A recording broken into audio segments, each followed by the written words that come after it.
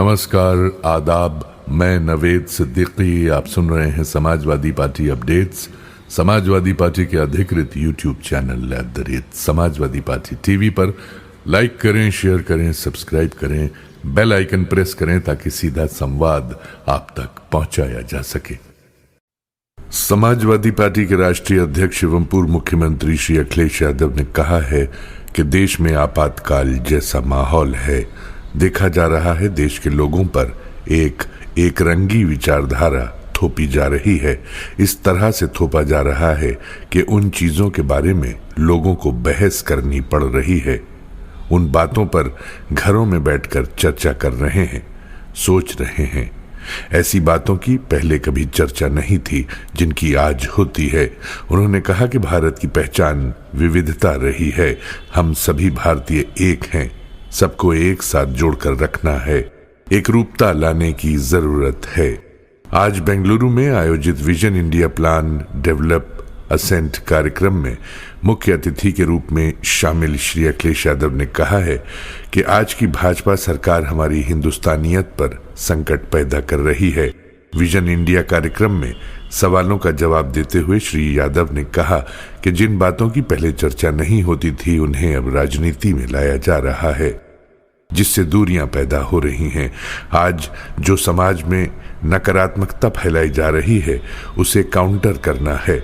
हमारा vision India positive है, ये नकारात्मकता को काउंटर करता है। वहीं जब प्रैग्मेटिक की बात करते हैं तो जहां हम विकासशील देश हैं वहीं हमारी सीमाएं हैं। हम दायरे में काम करें। हम प्रोग्रेसिव बात कर रहे हैं, उसका मतलब प्रगतिशील बने रहना है। लोगों को रूढ़िवादी सोच से दूर ले जाना है। श्री अखिलेश यादव ने कहा कि हमारे विजन इंडिया का मकसद है कि हम एकजुटता लाएं, अपनी हिंदुस्तानियत को पहचानें, विविधता में एकता की अपनी पहचान को लेकर आगे बढ़ें।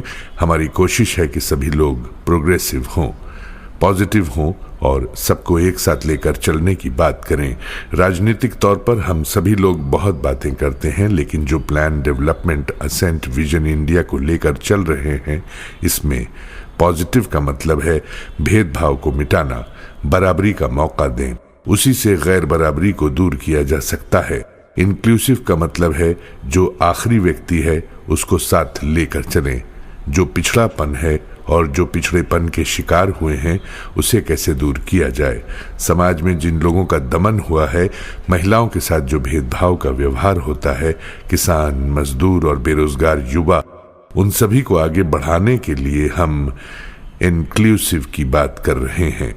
श्री अखिलेश यादव ने कहा कि आज का युवा पॉजिटिव सोचता है, युवा दुनिया को जोड़ने के बारे में सोचता है। उन्होंने कहा कि हमने विजन इंडिया के लिए बेंगलुरु को इसलिए चुना क्योंकि बेंगलुरु स्टार्टअप इंडिया का हब है। बेंगलुरु से हमें बहुत कुछ सीखने का मौका मिला।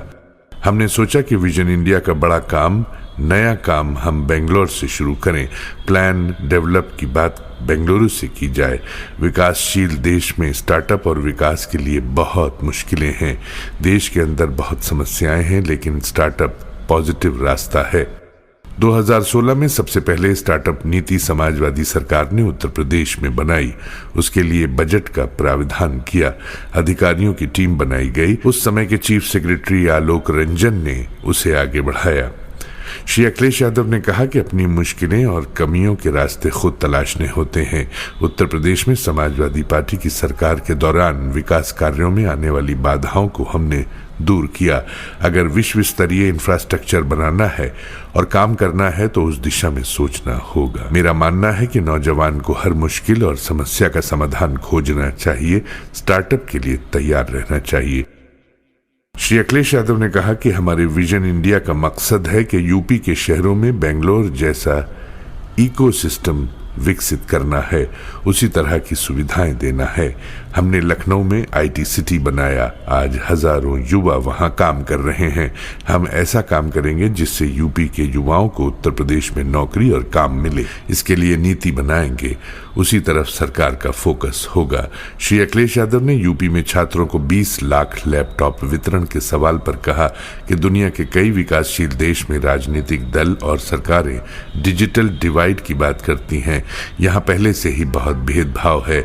हम इंक्लूसिव इंक्लूसिव की बात करते हैं। हमने सोचा कि अगर यूपी के बच्चों को लैपटॉप मिल जाए तो यूपी में डिजिटल डिवाइड कम होगा। लैपटॉप वितरण की अलग ही तरह की कहानियां हैं। जो लैपटॉप दिया था वो 10 साल बाद भी चल रहे हैं। कई युवाओं ने बताया कि इसी लैपटॉप से पढ़ाई की और अब नौकरी कर रहे हैं। HP कंपनी के कई लोग आए और वितरण के बारे में देखा। उनके लिए भी आश्चर्य की बात थी कि लाखों लैपटॉप का सही वितरण हुआ है। कई बच्चे हार्वर्ड विश्वविद्यालय भी पढ़ने गए और हम लोगों को धन्यवाद दिया। श्री अखिलेश यादव ने कहा कि आज का युवा अच्छी पढ़ाई और उसके बाद नौकरी चाहता है। आज देखा जा रहा है कि युवा डिलीवरी बॉय बन गया है। डिलीवरी बॉय कोई सम्मानजनक नौकरी नहीं है। हम स्टार्टअप लेकर आए हैं, स्टार्टअप ही मौका देगा। नौजवान को नौकरी और रोजगार चाहिए, सम्मान चाहिए। यूपी सबसे बड़ा राज्य है, सबसे ज्यादा काम चाहिए। यूपी को सबसे ज्यादा नौकरी चाहिए। श्री अखिलेश यादव ने कहा कि उत्तर प्रदेश में कृषि क्षेत्र और स्टार्टअप में बहुत काम हो सकता है। कृषि क्षेत्र बहुत बड़ा है। कृषि मंडी मार्केटिंग में बहुत काम करने की जरूरत है। समाजवादी सरकार में मंडियों पर काफी काम हुआ। कृषि उत्पादकता, फूड प्रोसेसिंग, मंडी मॉडर्नाइज के क्षेत्र में काम हो तो और बेहतर हो सकता है। श्री अखिलेश यादव ने कहा कि उत्तर प्रदेश में कई स्किल पर काम करने की जरूरत है।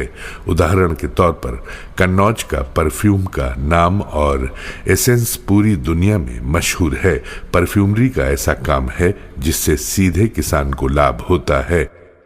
श्री अखिलेश यादव ने कहा कि आज के युवाओं को सपोर्ट की जरूरत है। सरकार के लेवल पर नीति बनानी पड़ेगी। हमारे विजन इंडिया का मकसद है जगह जगह पर इस कार्यक्रम से जो सुझाव मिलेंगे उसे हम अपनी नीति में शामिल करेंगे।